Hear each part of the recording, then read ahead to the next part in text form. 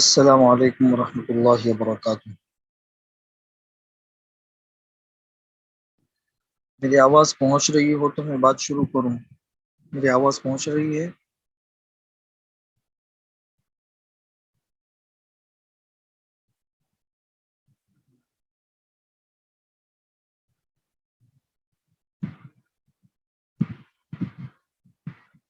جی چلیے، الحمد للہ نحمده ونستعینه ونستغفره ونؤمن به ونتوکل علیہ ونعوذ باللہ من شرور انفسنا ومن سیئات اعمالنا من يهده الله فلا مضل له ومن يضلل فلا هادي له ونشهد ان لا اله الا الله وحده لا شريك له ونشهد ان سيدنا ومولانا محمدا عبده ورسوله صلی اللہ علیہ وعلى آلہ وصحبہ۔ اعوذ باللہ من الشیطان الرجیم، بسم اللہ الرحمن الرحیم۔ یا ایہا الذین آمنوا اتقوا اللہ وکونوا مع الصادقین، وقال رسول اللہ صلی اللہ علیہ وسلم خیرکم من تعلم القرآن وعلمہ، وقال رسول اللہ صلی اللہ علیہ وسلم الدنیا سجن المؤمن وجنت الکافر۔ میری مائیں، بہنیں، عزیز طالبات اور معلمات، اللہ تبارک و تعالیٰ نے ہمیں دین کی بات کہنے، سننے اور عمل کرنے کا موقع دیا ہے۔ یہ اللہ کا بہت بڑا انعام ہے۔ آج ہم دنیا کے اندر ایک نظر دوڑائے، پوری دنیا میں نظر دوڑانے کی ضرورت نہیں ہے، ہم اپنے آس پاس کے ہی ماحول میں اگر نظر دوڑائے تو ہمیں اس بات کا اندازہ لگے گا کہ ہماری جیسی بہت سی بہنیں ایسی ہے جن کو دین کی بات سننے کا موقع نہیں ملتا، یا تو ان کی مصروفیت کی وجہ سے یا تو ان کی غفلت کی وجہ سے۔ جب سنتے نہیں تو ظاہر سی بات ہے عمل کرنے کا موقع کہاں سے ملے گا؟ جب عمل نہیں کرتے تو ان کو دوسروں تک پہنچانے کا موقع کہاں سے ملتا ہوگا؟ ہے نا، یہ تین اسٹیپ ہے۔ سب سے پہلے تو انسان علم سیکھے، اور دوسرا کہ پھر اس علم پر عمل کرے، اور پھر تیسرا درجہ یہ ہے کہ انسان اس سیکھی ہوئی اور عمل کی ہوئی چیز کو دوسروں تک پہنچائے۔ علم، عمل اور تبلیغ، علم، عمل اور تبلیغ، یہ تین اعمال ہیں، اور یہ تینوں کے مستقل اپنے اپنے فضائل ہیں، تینوں کے مستقل اپنے اپنے فضائل ہیں۔ تو اللہ تعالیٰ کا احسان ہے کہ اللہ تعالیٰ نے ہمیں دین کی بات سننے کی، سیکھنے کی، اور پھر اس پر عمل کرنے کی، اور پھر اس کو دوسروں تک پہنچانے کی توفیق اللہ تعالیٰ نے ہمیں فرمائی۔ یہ حدیث جو آپ لوگوں نے مشہور ہے سنی ہوگی، خیرکم من تعلم القرآن وعلمہ، کہ بہترین امت کا بہترین انسان وہ ہے جو قرآن کو سیکھے اور قرآن کو سکھائے۔ قرآن سیکھے اور قرآن کریم کو سکھائے، یہ بہترین امت کا بہترین انسان ہے۔ اللہ تعالی ہمیں دین کے کاموں میں اسی طریقے سے موت تک لگائے رکھے۔ ظاہر سی بات ہے ہم جن راستوں پر چلیں گے منزل بھی وہی ہوگی ہماری۔ ایسا نہیں ہو سکتا کہ ہم راستہ چلے اور منزل کوئی اور ہو ہماری، ایسا نہیں۔ جس راستے پہ چل رہے ہیں اسی راستے کا جو اینڈ ہوگا وہ ہماری منزل ہے۔ لیکن اس کے ساتھ ساتھ میں ضروری ہے تربیت۔ دیکھو، علم الگ چیز ہے اور تربیت الگ چیز ہے۔ قرآن کریم کو ہم نے سیکھ لیا، قرآن کریم کے علوم سیکھ لیے، مدرسوں میں بیٹھ کے، مدرسوں میں جا کے، چاہے آن لائن ہو چاہے آف لائن ہو، ہم نے تعلیم کے مذاکروں میں بیٹھ کے بہت سی اچھی اچھی باتیں سیکھ لی، سمجھ لی، بیان کرنا بھی آ گیا۔ ان سب چیزوں کا تعلق علم سے۔ علم الگ ہے اور تربیت الگ ہے، دونوں چیزیں مکمل الگ الگ ہیں۔ جس طرح بچے نے کسی اسکول یا کالج میں جا کے ڈاکٹری کا مکمل علم حاصل کر لیا، یہ تو علم حاصل کیا ہے اس نے، لیکن علم حاصل کرنے کے بعد اس کی پریکٹیکلی انداز میں اسے نام کا تو ڈاکٹر کہیں گے، لیکن پریکٹیکلی انداز میں ماحول اور معاشرے میں کسی کا علاج کرنا اور کسی بیماری کو ختم کرنے کے لیے دوائیں دینے کا جو تجربہ ہے، اس کے لیے تربیت ضروری ہے۔ کسی بڑے کی سرپرستی میں رہ کر جب تک انسان سیکھے گا نہیں اس کو پریکٹیکلی انداز میں، تب تک وہ اپنے علم سے مکمل طور پر فائدہ نہیں اٹھا سکتا۔ اسی لیے آپ غور کرو قرآن کریم میں کہ اللہ تبارک و تعالیٰ نے حضور اکرم صلی اللہ علیہ وسلم کے جو مقاصد بعثت کو بیان کیا ہے، مقاصد بعثت، ربنا وبعث فیہم رسولا منہم یتلو علیہم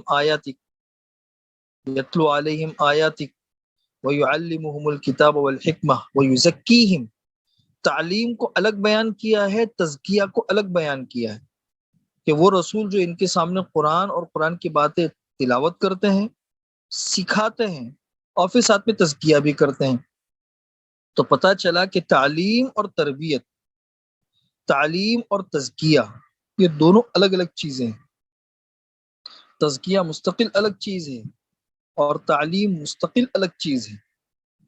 جی، اس لیے ہم سیکھ رہے ہیں، اس کے ساتھ ساتھ میں ہمارا ایک یہ بھی مزاج ہونا چاہیے کہ ہم اکابرین، آپ عورتیں ہیں، ظاہر سی بات ہے عورتوں کو اس بات کا پابند تو نہیں بنایا جا سکتا کہ اب ظاہر سی بات ہے عورتوں کی اپنی نزاکت ہوتی ہے، ان کو گھروں میں رہنا ہوتا ہے، کم سے کم اتنا کہ کسی اللہ والے کی کتابوں سے ہم جڑے رہے، اس کے بیانات سے ہم جڑے رہے۔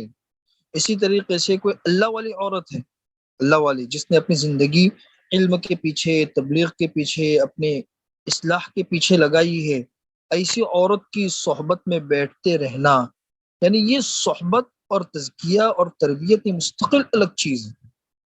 علم تو تھوڑی بہت محنت کر کے انسان کو آ جاتا ہے، لیکن تزکیہ مستقل ایک الگ چیز ہے۔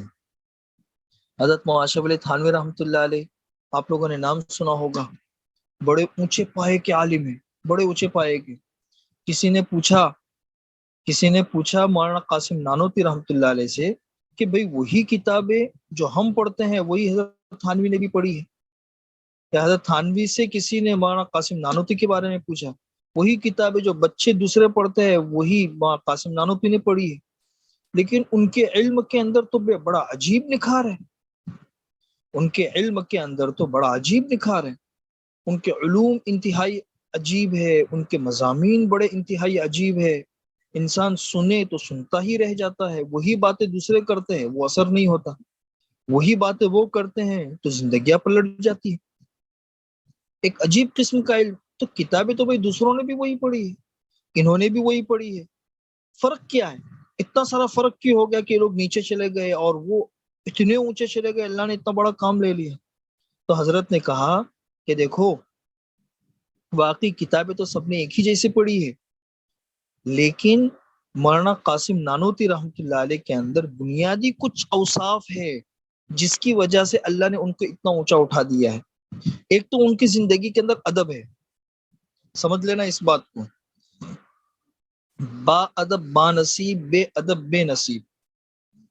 جو انسان ادب والا ہوتا ہے، تہذیب والا ہوتا ہے، تو اپنے بڑوں کا ادب، کتابوں کا ادب، اسی طریقے سے اپنے گھر والوں کا ادب۔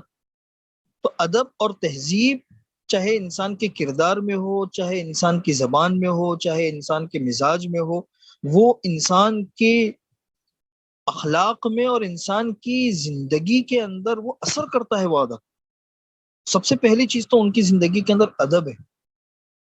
انہوں نے اپنے کسی استاد کا دل کبھی بھی نہیں دکھایا، ہمیشہ ہر استاد کی خدمت کی ہے، انہوں نے دعائیں لی ہے، دعائیں جو بڑوں کی دعائیں کام کرتی ہے۔ تو وہ مولانا رومی رحمۃ اللہ علیہ کا نام سنا ہوگا آپ نے، تو انہوں نے بڑی عجیب بات لکھی ہے، بہت عجیب بات لکھی ہے۔ انہوں نے کہا تھا، انہوں نے لکھا ہے کہ چونٹی ہے چونٹی، اب ظاہر سی بات ہے چونٹی ہے ہندوستان میں، وہ یہاں سے کعبہ نہیں جا سکتی، بیچ میں کتنے لمبے فاصلے ہیں، اور چونٹی ہے ہی کیا حیثیت ہے اس کی، وہ چلتے چلتے یہاں سے وہاں تک ایک مہینے کے اندر پہنچ جائے، یہ بھی بہت بڑی غنیمت ہے۔ تو یہاں سے مکہ پہنچے گی کیسے؟ ہاں اگر اس کو مکہ پہنچنا ہے تو ایک راستہ ہے، باز ہوتا ہے نا، باز جو بہت تیز اڑنے والا پرندہ ہوتا ہے اس کے پاؤں سے وہ چمٹ جائے، باز کے پاؤں سے وہ چمٹ جائے، ظاہر سی بات ہے باز جب اڑے گا اور کعبہ تک پہنچے گا تو چونٹی بھی پہنچ جائے گی۔ پہنچ گئے بھائی، کوئی ضروری تھوڑی ہے کہ پہنچے ہم اپنی ہی طاقت سے پہنچے، کسی اور کے واسطے سے ہی ہم پہنچ گئے، پہنچ تو گئے۔ تو اسی طریقے سے ہم ساری کی ساری چونٹیاں ہیں، چونٹیاں، اگر ہمیں اللہ تک اور اس کے گھر تک پہنچنا ہے تو اپنے بڑوں کے پاؤں کو ہم تھام لیں، ان کی کتابوں سے اپنے اندر مناسبت پیدا کریں۔ بڑوں کی کتابوں سے انسان کو بہت کچھ ملتا ہے، ان کی روحانی اور اصلاحی مجلسوں اور بیانات سے بہت کچھ انسان کو ملتا ہے، تربیت ہوتی ہے۔ انسان نے اگر اپنے آپ کو کسی کے پاؤں سے جوڑ دیا تو ظاہر سی بات ہے وہ پہنچے گا تو ساتھ ساتھ میں ہم جیسی چونٹیاں بھی پہنچ جائے گی۔ ہاں، تو ادب بہت ضروری ہے۔ ادب کے ساتھ ساتھ میں مجاہدہ، انسان علم حاصل کرے اور مجاہدے کے ساتھ علم حاصل کرے۔ مجاہدے کا بھی انسان کی زندگی کے اوپر بہت اثر پڑتا ہے۔ بغیر مجاہدے کے انسان کو جو چیز ملتی ہے اس کی قدر نہیں ہوتی انسان کو، سیدھی بات ہے۔ آج آپ دیکھ لو جو مالداروں کے بیٹے ہوتے ہیں ان لوگوں کو مال کی کوئی پرواہ نہیں ہوتی۔ بہت سی مرتبہ وہ لوگ جو ہے نا، اکثر آپ نے دیکھا ہوگا کہ ماں باپ روتے رہتے، ارے میرے بچے نے اتنا بڑا نقصان کر دیا، ہم لوگ تو کہاں آسمان پہ تھے زمین تک آ گئے، سب کچھ برباد کر دیا۔ کیوں؟ اس لیے کہ ان کو بیٹھے بٹھائے پیسہ مل گیا ہے، ان کو قدر ہی نہیں ہے پیسوں کی کہ ان پیسوں سے کتنے کام بنتے ہیں، اور معمولی معمولی پیسوں کے لیے انسان کو کتنا پریشان ہونا پڑتا ہے وہ ان کو کچھ نہیں پتا۔ ہاں، جو غریبوں کے بچے ہوتے ہیں ان کو ایک ایک روپے کی قدر ہوتی ہے، ان کو ایک ایک روپے کی قدر ہوتی ہے، ان کو احساس ہوتا ہے کہ ان پیسوں کے نہ ہونے سے دنیا میں کتنے بڑے بڑے کام انسان کے رکتے ہیں، کتنے بڑے بڑے کام رکتے ہیں، کتنی پریشانی ہوتی ہے، لوگوں کے سامنے ہاتھ پھیلانا پڑتا ہے، اس ذلت کو انسان برداشت نہیں کر پاتا ہے۔ وہ ان غریبوں کے بچوں کو پتا ہے، تو وہ پھونک پھونک کر قدم اٹھاتے ہیں تو وہ منزل تک پہنچ جاتے ہیں۔ وہی خرگوش کی اور کچھوے کی چال، کچھوا جو ہے نا وہ اپنی رفتار چلتا رہا، منزل تک پہنچ گیا، اور خرگوش جو ہے نا وہ چھلانگے مارتا مارتا پہنچا، تو منزل تک پہنچنے سے پہلے تھک گیا، اس نے کہا کہ چلو بھائی سو جاتے ہیں تھوڑی دیر کے لیے۔ وہ جو سوئے تو آنکھ لگ گئی، آنکھ لگ گئی، دیکھا بھائی کچھوا تو میرے سے بھی آگے پہنچ گیا ہے۔ تو بھائی میانہ روی، اسی لیے حضور اکرم صلی اللہ علیہ وسلم نے ارشاد فرمایا نا کہ میانہ روی غنا لاتی ہے، مالداری۔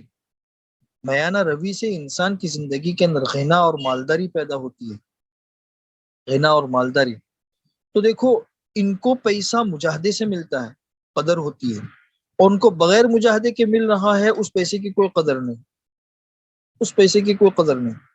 تو اسی طرح اگر ہم علم اور دین مجاہدے سے حاصل کریں گے، ایک انسان ہے اس کو نماز پڑھنے میں جی نہیں لگتا، نماز پڑھنے میں جی نہیں لگتا، پھر بھی وہ نماز پڑھتا ہے، نماز میں جی پیدا کرنے کی کوشش کرتا ہے، خشوع خضوع کی کیفیت اپنی زندگی میں پیدا کرنے کے لیے بوجھ ڈالتا ہے اپنے اوپر، تو ظاہر سی بات ہے ایک وقت آئے گا کہ اس کی زندگی کے اندر خشوع خضوع ہوگا، اور پھر اسے جو خشوع خضوع کے اندر اور نماز پڑھنے میں مزہ آئے گا، وہ مزہ وہ ہوگا جسے حضور اکرم صلی اللہ علیہ وسلم نے ارشاد فرمایا کہ ارحنی یا بلال۔ کسی غزوے میں تھے، ظہر کی نماز کا وقت قریب تھا، سب صحابہ بیٹھے ہوئے ہیں، حضور بھی بیٹھے ہوئے ہیں، حضور پوچھ رہے حضرت بلال کو کہ بلال نماز کا وقت ہوا؟ حضرت بلال نے کہا کہ نہیں حضرت، تھوڑا وقت باقی ہے۔ پھر حضور خاموش ہو گئے، تھوڑی دیر کے بعد پوچھا کہ بھئی وقت ہوا؟ کہ نہیں حضرت، تھوڑا سا اور وقت باقی ہے۔ مطلب نماز سے اتنی محبت، اور نماز کا اتنا من کر رہا ہے کہ کب وقت ہو اور کب نماز شروع ہو جائے۔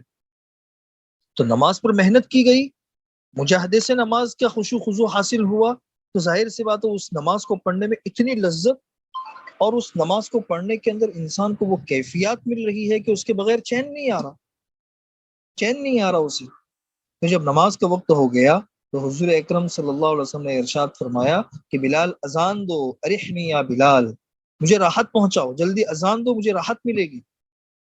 کیوں بھائی؟ ایک مجاہدہ، ایک قربانی، اور ایک تکلیف کے بعد اور مشقت کے بعد یہ چیز حاصل ہوئی ہے، محنت اور مشقت کے بعد یہ چیز حاصل ہوئی ہے۔ ہاں، یہ تو نماز کی مثال ہے۔ ایک انسان ہے جسے بد نظری کی عادت ہے، ظاہر سی بات ہے وہ اپنی بد نظری کو ختم کرنے کے لیے کچھ تو محنت کرنی ہے اسے. ہماری پوری زندگی مجاہدہ ہے، پوری زندگی. اللہ نے ہمیں ایسا بنایا ہے کہ ہمارے جسم کی چاہتے کچھ اور ہے اور ہمارے روح کی چاہتے کچھ اور ہے. روح اوپر سے آئی ہے، وہ ہمیشہ اوپر ہی کی چیزوں کو دیکھتی ہے، اوپر کے احکامات اور اوپر کے علوم کو. اور جسم زمین سے بنا ہے تو وہ ہمیشہ خواہشات ہی کی طرف لپکتا ہے. ان دونوں میں پوری زندگی ٹکراؤ ہے، پوری زندگی کا. اللہ تعالیٰ دلوں میں جو وساوس پیدا کرتے ہیں، جو خیالات آتے ہیں، یہ خیالات بھی ایک بہت بڑا امتحان کا میدان ہے انسان کے لیے. حضرت تھانوی رحمۃ اللہ علیہ فرماتے ہیں کہ آج لوگ وساوس سے اور خیالات سے ڈرتے ہیں. ارے اتنے گندے گندے خیالات آ رہے ہیں، اتنے برے برے خیالات آ رہے ہیں، حضرت کیا کریں؟ کہتے ہیں کہ وساوس اور خیالات جو ہے نا، یہ تو تقوی کا حمام ہے، تقوی کا حمام ہے. ان سے تقوی کا حمام روشن ہوتا ہے. خیالات نہ ہو تو انسان کو تکلیف نہ ہو، تکلیف نہ ہو تو تقوی گرم کیسے ہوگا؟ بھئی توے کو گرم کرنے کے لیے نیچے آگ تو ضروری ہے نا، آگ ہی نہیں ہوگی تو توا کیسے گرم ہوگا؟ تو جب وساوس اور خیالات، اور چاہے خیالات کسی بھی قسم کے ہو، وہ جب تک آئیں گے نہیں تب تک انسان کے تقوی کا توا گرم کیسے ہوگا؟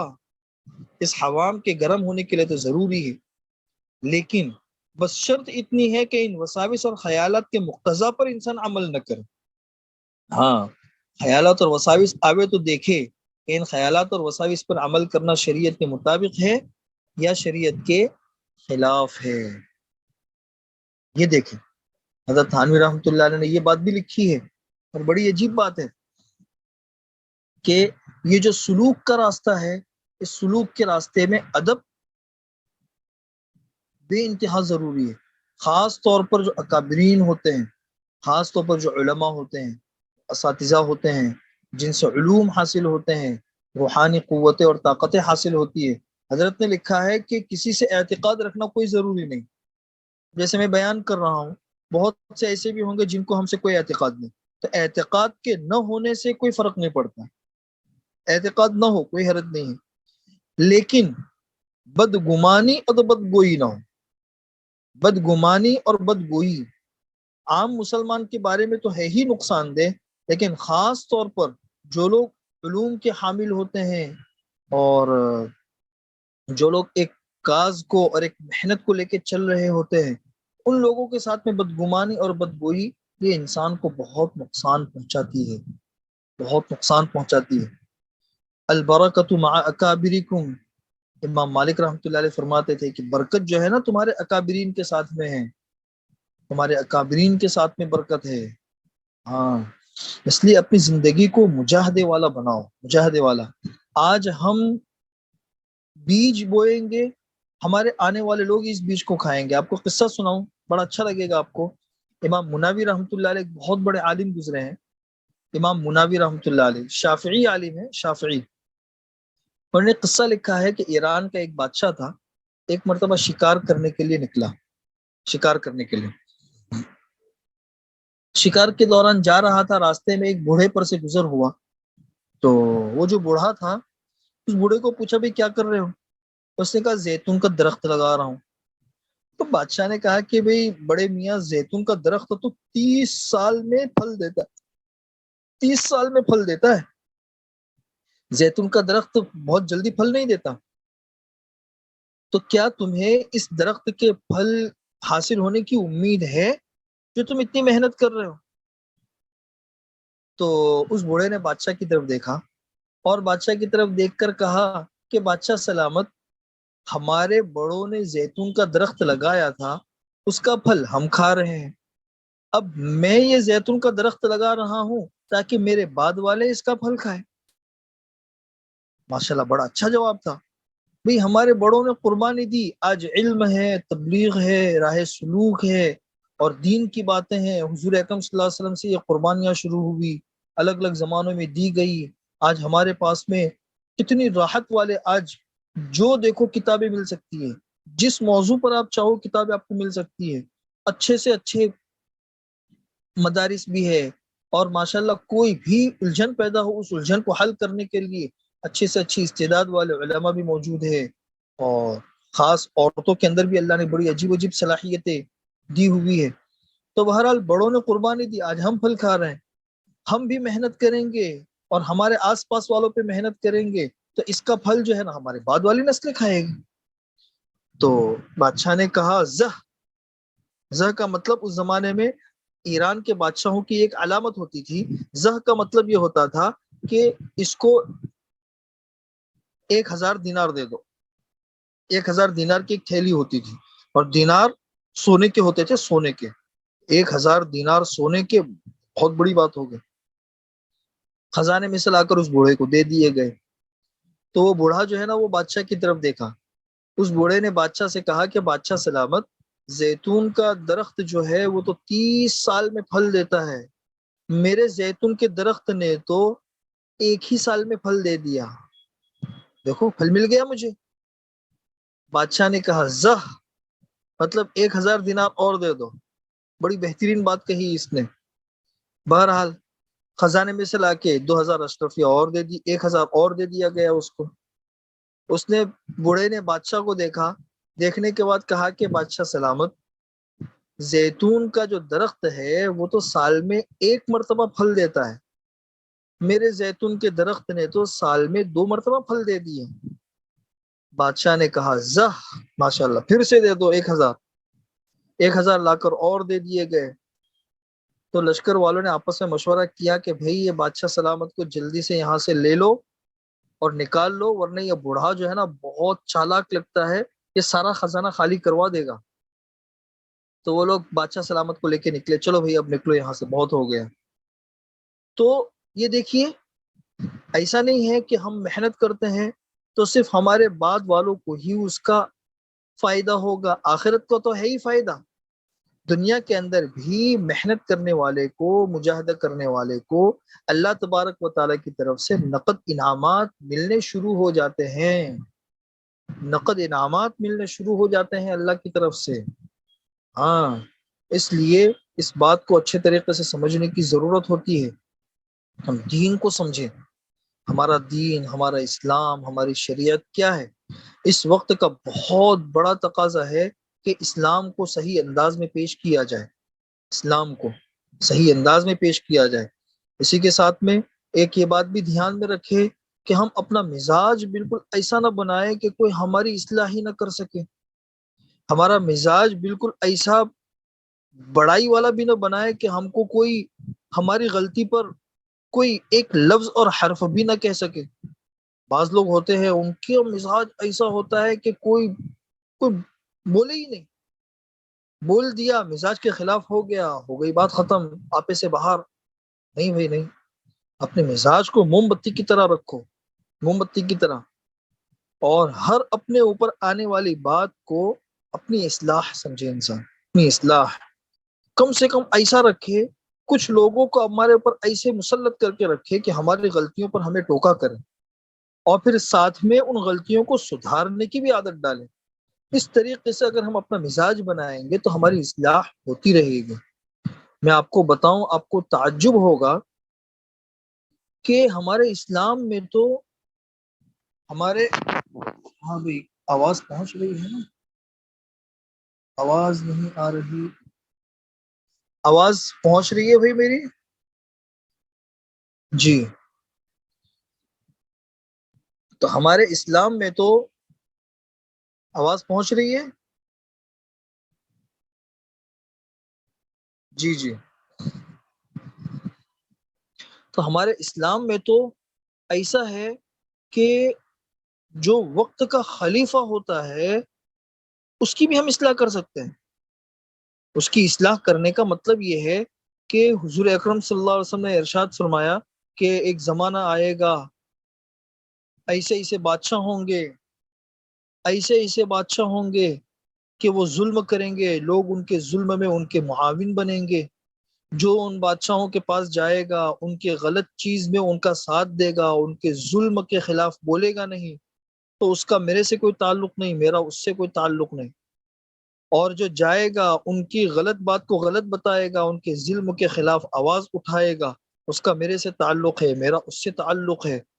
اور اس قسم کی بہت سی ایسی روایات ہے جس سے پتہ چلتا ہے کہ اگر کوئی انسان کوئی غلط کام کر رہا ہے، یہاں تک کہ اگر کوئی بڑا انسان اگر کوئی ایسی غلطی سرزد ہو گئی، تو عام ایمان والے کو بھی حق ہے کہ وہ ادب کے دائرے میں رہتے ہوئے اس کی غلطی پر اس کو متنبہ کریں۔ اسلام کی تاریخ بھری ہوئی ہے ایسے واقعات سے کہ ہمارے بڑوں نے بھی ایسا اپنا مزاج بنایا ہوا تھا کہ چھوٹے اگر کچھ کہتے تھے تو اسے برا نہیں مانتے تھے۔ حضرت عمر رضی اللہ تعالیٰ عنہ کے بارے میں آتا ہے کہ وہ تھے کھڑے ہوئے، ایک شخص آ کے کہنے لگا اتق اللہ یا عمر، اے عمر اللہ سے ڈر۔ حضرت عمر نے کوئی جواب نہیں دیا۔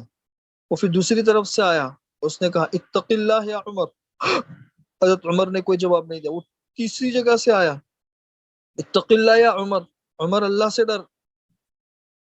تو ایک شخص تھے پاس میں، انہوں نے اس کو کہا کہ تجھے کچھ عقل ہے، تجھے پتا ہے تو کس سے بات کر رہا ہے؟ امیر المؤمنین ہے اور تو ان کو ایسی بات کر رہا ہے۔ حضرت عمر رضی اللہ تعالیٰ عنہ نے ارشاد فرمایا کہ نہیں بھائی، چھوڑ دو اس کو کہنے دو، اس کو کہنے دو، کیونکہ اگر ہماری غلطیوں پر آپ لوگ ہم کو ٹوکنا چھوڑ دو گے تو تم میں کوئی خیر نہیں، اور اگر ہم اپنی غلطیوں کو تمہارے کہنے پر سدھارے نہیں اور باتوں کو قبول نہ کرے، اصلاحی باتوں کو، تو پھر ہمارے اندر کوئی خیر نہیں۔ کتنی بڑی بات ہے، آپ سوچو، وقت کا امیر ہے اور ایک عام آدمی یہ بات کہہ رہا ہے، اس کا بھی وہ برا نہیں مان رہا۔ پھر یہ حدیث بیان کی کہ حضور اکرم صلی اللہ علیہ وسلم نے ارشاد فرمایا، حضور کی طرف منسوب کر کے کہا یا انہوں نے اپنی طرف سے کہا، یہ میں بھول گیا ہوں، بس یہ کہ اگر لوگ اصلاح نہ کرے اور کسی کی غلطیوں پر خاموش رہے تو لوگوں کے اندر سے خیر ختم ہو گئی، اور اگر جس کو اصلاح کی بات کہی گئی ہے وہ بات کو قبول نہ کرے تو پھر ان کے اندر کوئی خیر نہیں۔ اچھا، یہ بات صرف کہنے کی حد تک نہیں، عمل کر کے بھی دکھایا ہے، عمل کر کے بھی دکھایا۔ عبداللہ ابن حضرت عمر رضی اللہ تعالیٰ عنہ کے بارے میں ہی آتا ہے کہ ایک مرتبہ جمعہ کے خطبے میں انہوں نے بیان کیا، بیان کرنے کے اندر کہا کہ دیکھو، آج کل تم لوگوں نے اپنی عورتوں کے مہر بہت زیادہ متعین کرنے شروع کر دیے ہیں۔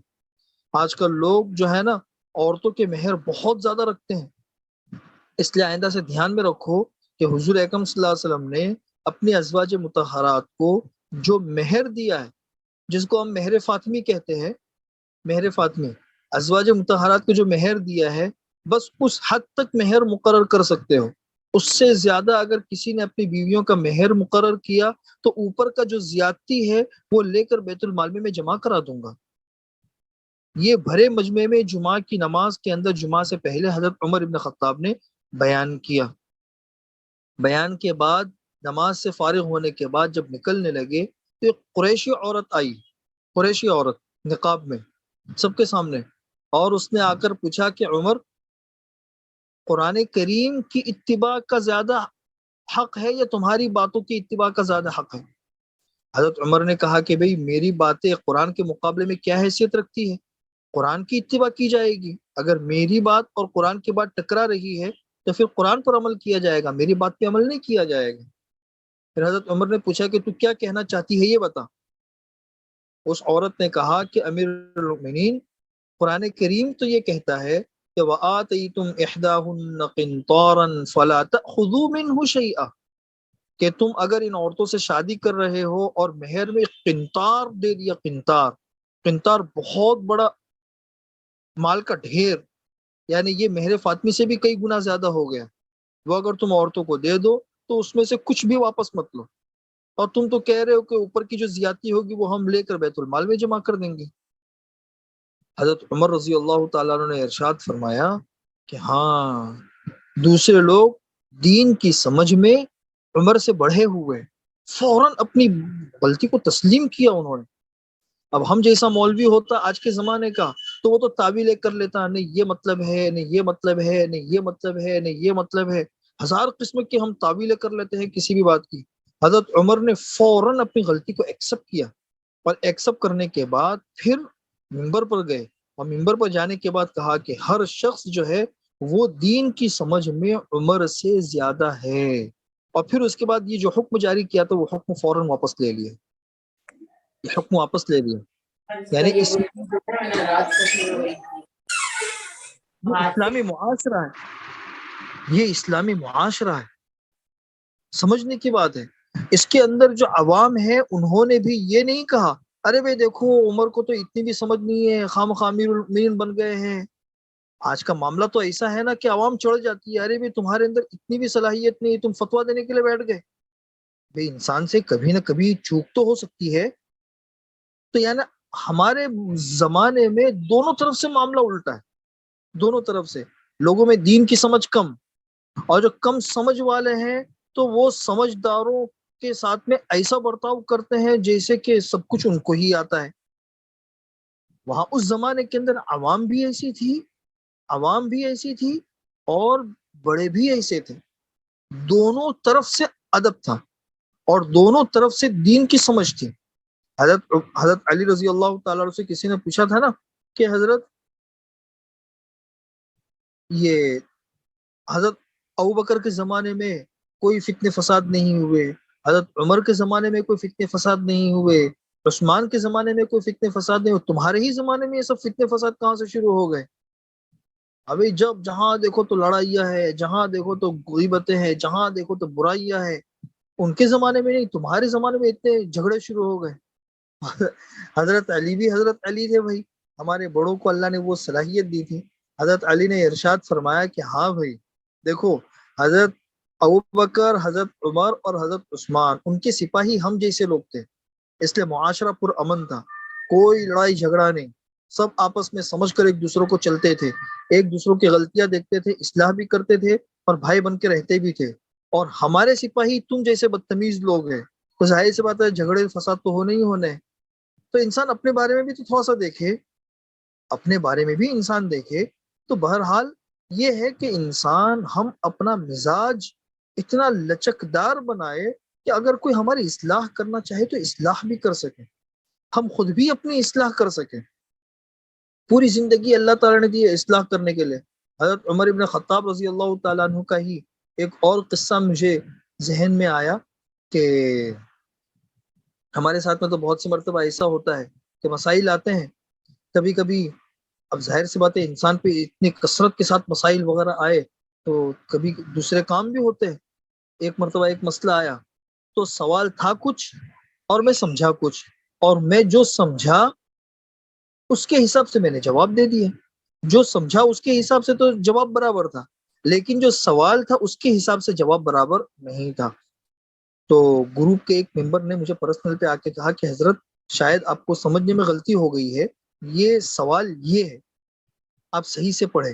میں نے صحیح سے پڑھا تو مجھے احساس ہوتا ہاں نہیں واقعی برابر ہے، سوال میں الگ کچھ اور سمجھ گیا۔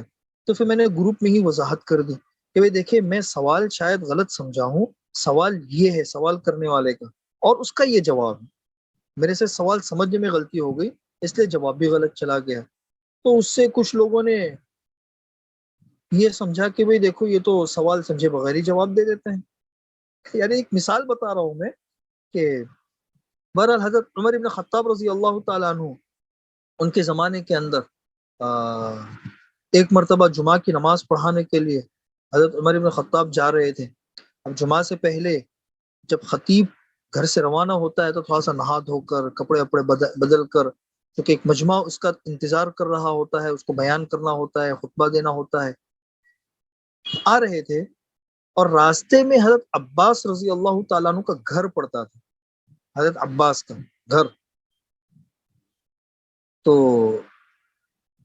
اس دن حضرت عباس رضی اللہ تعالیٰ عنہ کے گھر میں مرغی کے بچے جو ہے نا، مرغی وہ ذبح کیے گئے تھے اور مرغی کا گوشت پکا تھا۔ تو ظاہر سی بات ہے اوپر چھت کے اوپر مرغی کو ذبح کیا تھا اور پھر اس کے بعد سارا کام ہونے کے بعد پانی کے ذریعے اس گندگی کو اور خون کو پانی ڈال کر وہ لوگ دھو رہے تھے۔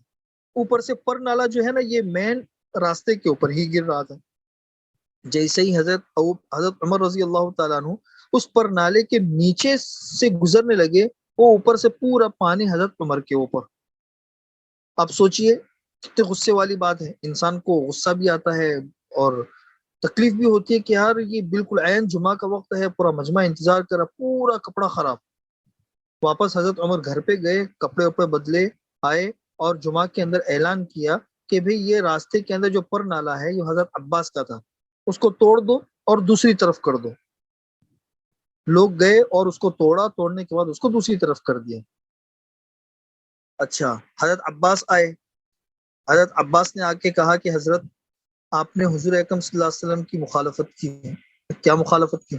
بولا یہ پر نالا اسی جگہ پہ حضرت حضور اکرم صلی اللہ علیہ وسلم کے زمانے میں بھی تھا، حضور بھی کتنی مرتبہ یہاں سے گزرے، کبھی حضور نے نہیں توڑوایا، آج آپ نے توڑوا دیا، مطلب حضور کے کام کی مخالفت ہو گئی۔ حضرت عمر کو فوراً احساس ہوا کہ ہاں بھئی آپ نے برابر کہا، فوراً اپنی غلطی قبول کی کہ آپ برابر کہہ رہے ہیں، آپ برابر کہہ رہے ہو۔ حضرت عمر ابن خطاب رضی اللہ تعالیٰ عنہ نے اس کی تلافی یہ کی کہ حضرت عباس سے کہا کہ چلو ٹھیک ہے، اب اس کی تلافی یہ ہے کہ میں رکوع کی حالت میں جس طرح انسان جھکتا ہے نا، اس طریقے سے جھکتا ہوں، آپ میری پیٹھ کے اوپر چڑھ کے اس پر نالے کو اسی جگہ پہ دوبارہ لگاؤ جہاں پہ حضور اکرم صلی اللہ علیہ وسلم کے زمانے میں تھا۔ اللہ اکبر۔ یہ ابھی 3-4 ہفتے پہلے جب میں نے یہ قصہ پڑھا تو کتنے گھنٹے تک میں سوچتا رہا، کتنے گھنٹے تک کہ یا اللہ کہاں ہمارے بڑے اور کہاں ہم، یعنی کتنی بڑی بات ہے۔ ایک تو یہ ہے کہ چلو بھائی آرڈر دے دیا، چلو بھائی وہاں سے توڑ کے پھر سے یہاں پہ لگا دو، نہیں، میں جھکتا ہوں، آپ میری پیٹھ کے اوپر چڑھو اور پر نالے کو وہیں لگاؤ جہاں حضور اکرم صلی اللہ علیہ وسلم کے زمانے میں تھا۔ اور چنانچہ ایسا ہی ہوا، حضرت عمر جھکے، حضرت عباس ان کی پیٹھ کے اوپر کھڑے رہے، اور جب تک وہ پر نالا وہاں پہ نہیں لگا تب تک حضرت عمر اسی طریقے سے جھکے رہے۔ ہو یعنی یہ قصہ تو ایسا ہے کہ ڈوب جائے ہم کئی دنوں تک بھی سوچ سکتے ہیں، اور اس میں سے نہ جانے کتنی ساری چیزیں ہم نکال سکتے ہیں، تواضع بھی نکال سکتے ہیں، حضور اکرم صلی اللہ علیہ وسلم کی محبت بھی، انسان کو کسی سے محبت ہوتی ہے۔ دیکھو محبت اور عقیدت کس چیز کا نام ہے؟ آج کل ہماری زندگیوں کی محبت اور عقیدت تو کیسی ہوتی ہے کہ معمولی سا کسی نے بدزن کر دیا ہو گیا، ارے بھائی تم نے ان کے بارے میں سنا جن کے تم بیان سنتے ہو یا جن کی تم تعریفیں کرتے ہو، دیکھو ایسا ایسا، انسان کی ساری عقیدت ایک لمحے کے اندر ختم، ایک لمحے کے اندر۔ تو اس کے اندر سے ہم تواضع بھی نکال سکتے ہیں، محبت اور عقیدت بھی نکال سکتے ہیں، اسی طریقے سے اور بھی بہت ساری چیزیں نکالی جا سکتی ہیں، اور بھی بہت ساری چیزیں نکالی جا سکتی ہے۔ تو بھائی اپنی اصلاح بہت بڑی چیز ہے۔ اللہ جس انسان کو اپنے عیوب پہ نظریں آ گئی، دوسروں کی اچھائیوں پہ نظریں آ گئی، اس کے لیے خیر کے دروازے کھل گئے۔ جس انسان کی نگاہیں اپنے اوپر، اپنی برائیوں پر اور دوسروں کی اچھائیوں پر، اس کے لیے خیر کے دروازے کھل گئے۔ ہم نے اگر اپنا ایک ہی مزاج بنا لیا کہ میں محتاج ہوں، محتاج ہوں، اور پوری زندگی مجھے ایک جھک کر کام کرنا ہے، اکڑ کے ساتھ میں نہیں۔ دیکھو پانی جو ہوتا ہے نا، پانی وہ ہمیشہ نشیب ہی کی طرف جاتا ہے، اوپر کی طرف نہیں جاتا، نشیب ہی کی طرف جاتا ہے۔ تو انسان کی زندگی میں تواضع ہوتی ہے، ادب ہوتی ہے، تو وہاں پہ پانی گھستا ہے، پانی گھستا ہے۔ حضرت تھانوی رحمۃ اللہ نے لکھا ہے کہ ایک تو ہے دین اور ایک ہے دنیا، دونوں میں فرق یہ ہے کہ دین میں محنت کم ہے لیکن اس کا ثمرہ اور نفع بہت زیادہ ہے، اور دنیا کے اندر محنت بہت زیادہ ہے لیکن اس کا نفع اور ثمرہ بہت کم ہے۔ پھر حضرت نے مثال دی ہے کہ میں اس کی مثال دیتا ہوں کہ دین میں محنت کم، نفع زیادہ۔ اس کی مثال تو ایسا سمجھ لو جیسے کبوتر کا شکار، کہ کبوتر کا شکار ایسا ہے کہ انسان کبوتر کا شکار کرنے کے لیے گیا تو ایک ہی وقت میں 3-4 کبوتروں کا بھی شکار کر کے آرام سے آ سکتا ہے، ایک دن کی روزی روٹی کا انتظام ہو گیا۔ ایک معمولی سا بھی انسان غلیل وغیرہ بھی لے کر چلا جائے تو آرام سے کبوتر کا شکار ہو سکتا ہے۔ اور دنیا کی محنت زیادہ، نفع اور فائدہ کم، اس کو ایسا سمجھ لو جیسے خنزیر کا شکار۔ خنزیر کی چمڑی بہت موٹی ہوتی ہے، بہت موٹی، تو ایک تو وہ اتنی محنت اور مشقت کے بعد شکار ہوتا ہے، اتنی محنت اور مشقت کے بعد شکار بھی ہوا تو کس کام کا بھائی؟ نہ کھانے کا، نہ کسی اور استعمال کا، کسی چیز کے فائدے کا نہیں۔ تو ہم اپنے آپ کو دیکھو، اللہ تک پہنچنا ہے، دیکھو اللہ تک اگر پہنچنا ہے تو دنیا میں کوئی ایسا راستہ نہیں ہے کہ جس میں چل کر ہم اللہ تک پہنچ جائیں۔ اللہ تک پہنچنے کا راستہ یہ ہے کہ ہم اپنے آپ کو پاک صاف کریں، الا من اتى اللہ بقلب سلیم، الا من اتى اللہ بقلب سلیم۔ حضور اکرم اللہ تعالیٰ نے قرآن کریم میں کہا ہے نا کہ جو انسان قلب سلیم لے کر آتا ہے، قلب سلیم، صحیح سالم دل جو انسان لے کر آتا ہے تو وہ اللہ تبارک و تعالیٰ کے یہاں پہ کامیاب ہے۔ تو قلب سلیم کب ہوگا؟ انسان اس کی محنت اور مشقت کرتا رہے کہ میری زندگی کے اندر عجب بھی نہ ہو، میری زندگی کے اندر کبر بھی نہ ہو، میری زندگی کے اندر شکر ہو، میری زندگی کے اندر صبر ہو، اللہ تبارک و تعالیٰ کے فیصلوں کے اوپر رضامندی والا میرا مزاج بھی ہو، ہے نا، ہر معاملے میں اعتدال بھی ہو، حلال حرام کی تمیز بھی ہو، حلال حرام کی تمیز بھی ہو، ان تمام چیزوں کی رعایت کے ساتھ میں انسان اگر چلتا رہے گا تو وہ پاک صاف ہو کر اللہ تبارک و تعالیٰ تک پہنچے گا۔ ہاں، اپنے آپ کو ایسا بناؤ اپنے آپ کو، اس لیے کہ ہم پہنچ رہے آگے، چل رہے ہیں آگے۔ اسی پر ایک حضرت تھانوی رحمۃ اللہ علیہ کی ایک بات یاد آئی، مجاہدے کے اوپر حضرت تھانوی رحمۃ اللہ علیہ کی ایک بات یاد آئی کہ ایک مقرر تھے، بیان کر رہے تھے، اور وہ جو عالم تھے تو وہ کوئی بہت بڑے عالم نہیں تھے۔ بہت بڑے عالم نہ ہونے کا مطلب یہ ہے کہ مکمل درس نظامی بھی انہوں نے نہیں پڑھا تھا، اور اتنے بڑے عالم بھی نہیں تھے جو علماء کی ایک بہت بڑی استعداد ہوتی ہے، کچھ بھی نہیں، لیکن وہ مجمع میں بیان کر رہے تھے تو سیدھی سادی باتیں، اور مجمع کے اوپر ایسا اثر ہو رہا تھا جس اثر کو محسوس کیا جا رہا تھا کہ مجمع پہ اثر ہو رہا ہے۔ اور اسی مجمع کے اندر ایک طرف ایک بہت بڑے عالم بیٹھے ہوئے تھے جو لوگوں کی نگاہوں میں بہت بڑے عالم بھی تھے، بہت بڑے، اور ان کے بھی بیانات ہوتے رہتے تھے۔ تو ان کے دل کے اندر بات آئی کہ یار یہ اتنا بڑا عالم نہیں ہے اور مکمل عالم بھی نہیں ہے، اور اس کی بات کے اندر اتنا اثر ہے کہ مجمع کے اوپر اثر ہو رہا ہے، اور کئی مرتبہ ان کے بیانات سن چکے ہیں، اور ہم تو مکمل عالم، پڑھنے پڑھانے کا مستقل مشغلہ، ہم بیان کرتے ہیں تو ہمارے بیان کا کوئی اثر ہی نہیں ہوتا، یہ کیا وجہ ہے؟ بس یہ ان کے دل میں بات آئی، اور یہ جو بیان کر رہے تھے انہوں نے محسوس کر لیا کہ بھئی یہ عالم ہے، ان کے دل کے اندر یہ بات آ رہی ہے۔ تو بیان کے دوران ہی انہوں نے بیان کے دوران ہی انہوں نے مثال یہ دی کہ دیکھو بھئی، ایک مرتبہ ایسا ہوا کہ گلاس تھی، اس گلاس کے اندر تیل کو ڈالا اور پھر پانی کو ڈالا، تو پانی نیچے چلا گیا، تیل اوپر آ گیا۔ بھئی ایسا ہی ہوتا ہے نا، اگر گلاس میں یا کسی بھی چیز کے اندر آپ پانی بھی ڈالو اور تیل بھی ڈالو تو تیل نیچے نہیں رہتا، تیل اوپر آ جاتا ہے اور پانی نیچے چلا جاتا ہے۔ تو جب پانی نیچے چلا گیا تو پانی کو اعتراض ہوا، پانی نے کہا کہ بھئی میں اتنا پاک صاف اور طاہر بھی ہوں، مطہر بھی ہوں، مطلب خود بھی پاک ہوں اور میں دوسروں کی گندگیوں کو پاک بھی کر سکتا ہوں۔ میں پانی پاک صاف بھی ہوتا ہے، خوشبودار بھی ہوتا ہے، اور دوسرے کے کپڑوں کو، جسم کو ناپاکی سے پاک صاف بھی کرتا ہے۔ ظاہر سی بات ہے تیل کے مقابلے میں پانی کا استعمال بھی زیادہ ہے، لوگ پینے میں بھی استعمال کرتے ہیں اور بہت ساری چیزوں میں اس کا استعمال ہوتا ہے۔ تو میرا مقام ہر اعتبار سے زیادہ ہے، تو میں نیچے اور یہ اوپر، تیل ایسا کیسے ہو گیا؟ تو تیل نے جواب دیا کہ ہاں بھائی، یعنی پانی کو یہ اشکال ہوا کہ تیل ہے، یہ گندا بھی ہے، جس پر گرے اس کو بھی گندا کر دیتا ہے، کپڑے بھی اس سے خراب ہو جاتے ہیں، اس کی تو یہ حیثیت، اور پھر بھی اوپر، اور میں پانی، میں تو لوگوں کے کپڑوں کو بھی صاف کروں، بدن کو بھی صاف کروں، اس کے باوجود میں نیچے چلا گیا، ایسا کیسے؟ تو تیل نے جواب دیا کہ ہاں اس کی ایک وجہ ہے اس کی وجہ یہ ہے کہ شروع سے تم ناز و نعم میں پلے ہوئے ہو اور ہم مجاہدوں کی بھٹی سے گزرے ہیں۔ ابتدا سے لے کر آخر تک تم صرف ناز و نعمت میں ہی پل پلے رہتے ہو.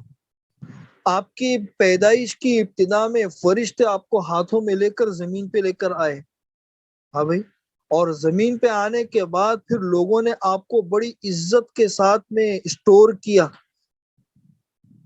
بالٹی میں، اسی طریقے سے حوض میں، اور پتہ نہیں کن کن چیزوں کے اندر، بالٹی کے اندر آپ کو محفوظ کیا. اور پھر اس کے بعد آپ کو بڑی عزت کے ساتھ میں رکھا گیا. ہر چیز کے اندر دیکھو تم کو ہر جگہ عزت ہی عزت ملی ہے. تو تم شروع سے لے کر اخیر تک ناز و نعم میں پلے ہوئے ہو. اور ہماری زندگی کو دیکھو کہ سب سے پہلے ہم کو دانوں کی شکل میں منو مٹی ہمارے اوپر ڈالی گئی. بھائی سرسوں کا تیل ہو یا کھوپرے کا تیل ہو یا کوئی بھی تیل ہو، تو ظاہر سی بات ہے اس کا جو بیج ہوتا ہے اس کو تو زمین کھود کے پھر زمین کے اندر ڈالنا پڑتا ہے. تو ہماری ابتدا ایسی ہوئی کہ ہمارے اوپر منو مٹی ڈالی گئی. منو مٹی ڈالنے کے بعد پھر ہم کو جب باہر نکلنا ہوا تو زمین کا سینہ چیر کر بڑی محنت اور مشقت سے ہم کو باہر نکلنا پڑا. اچھا، باہر نکلنے کے بعد بھی پھر تیسرا مجاہدہ یہ کہ ہم کو پھٹنا پڑا.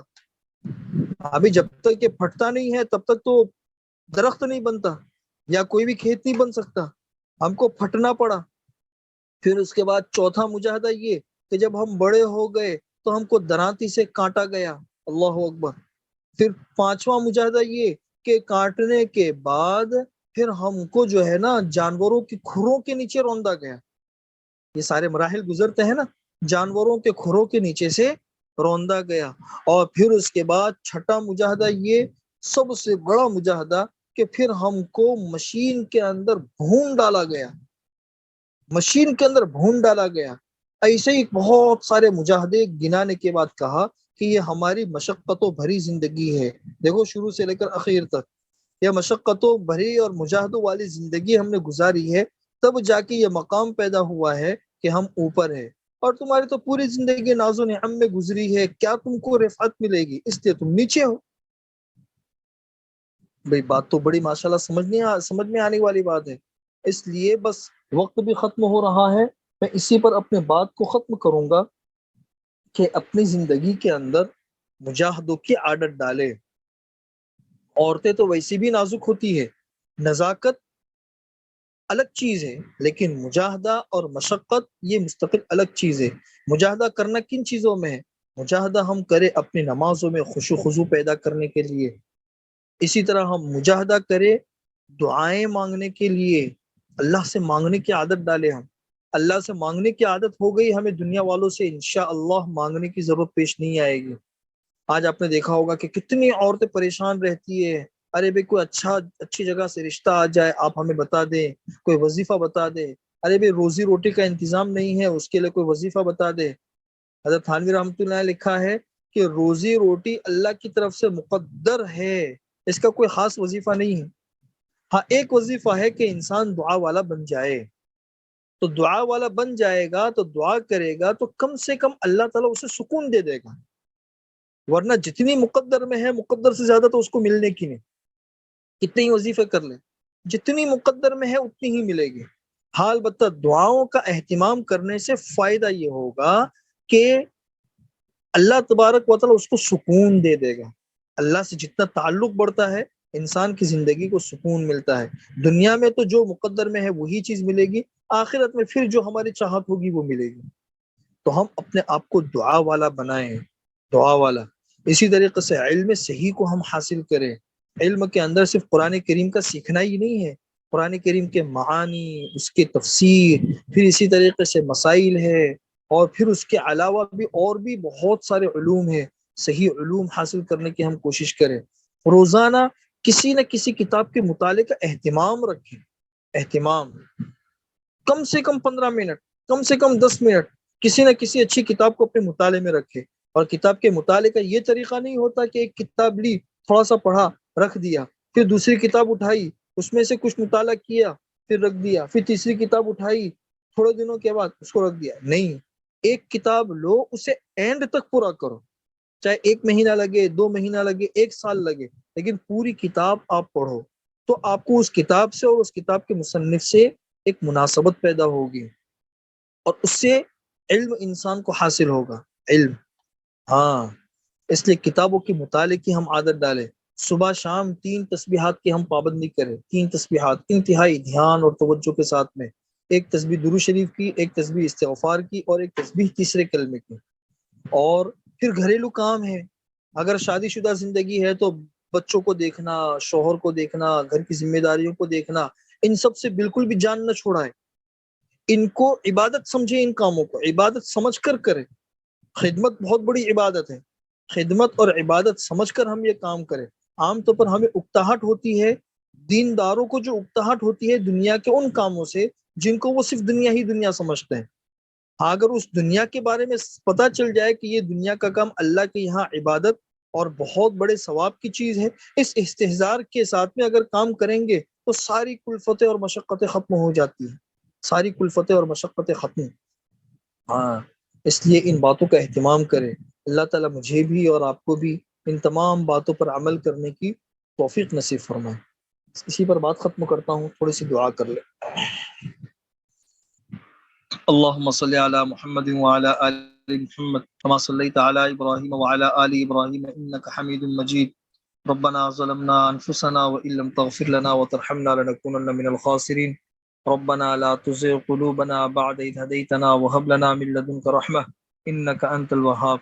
لا إله إلا الله الحليم الكريم. سبحان الله رب العرش العظيم.